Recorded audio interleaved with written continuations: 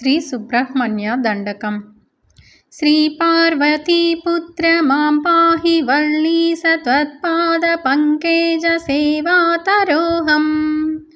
त्वदीयां नुतिं देवभाषागतां कर्तुमारब्धवानस्मि सङ्कल्पसिद्धिं कृतार्थं कुरु त्वम्।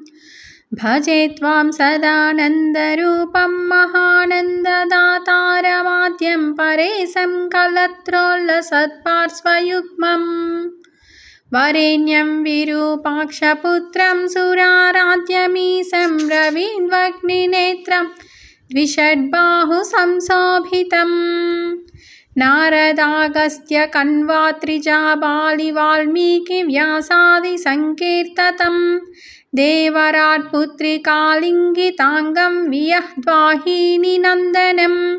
विष्णुरूपं महोग्रं उदग्रं सुतीक्षं महादेववक्त्रभानुं। पदाम्भोजसेवासमायातभक्तालिसंरक्षणायत्तचित्तम्।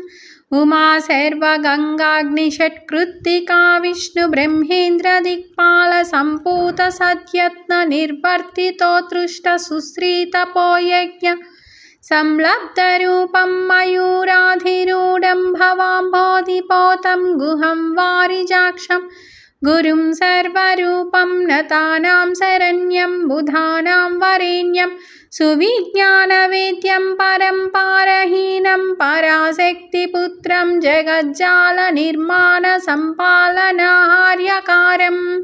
सुराणां वरं सुस्थिरं सुन्दराङ्गं स्वभक्तान्तरं गाब्जसञ्चारशीलं सुसौन्दर्यगाम्भीर्यसुस्थैर्ययुक्तं द्विषड्बाहुसङ्ख्यायुधश्रेणिरम्यम्।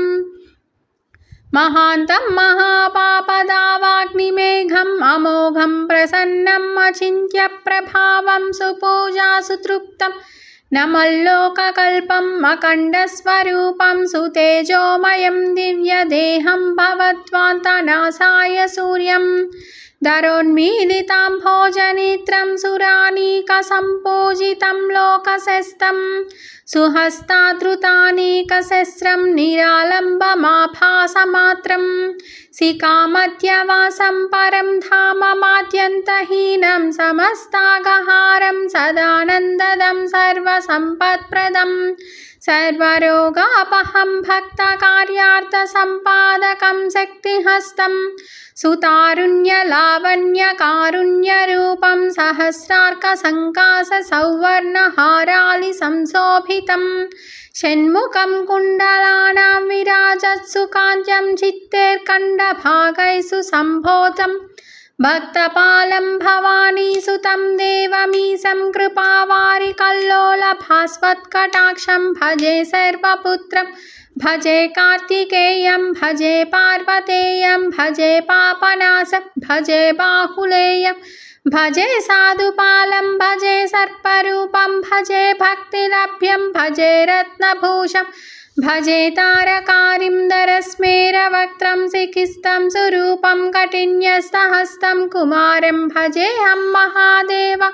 संसारपङ्काब्धिसम्मग्नमग्नानिनं पापभूयिष्ठमार्गेचरं पापशीलं पवित्रं कुरु त्वं प्रभो त्वत्कृपावीक्षणैर्मां।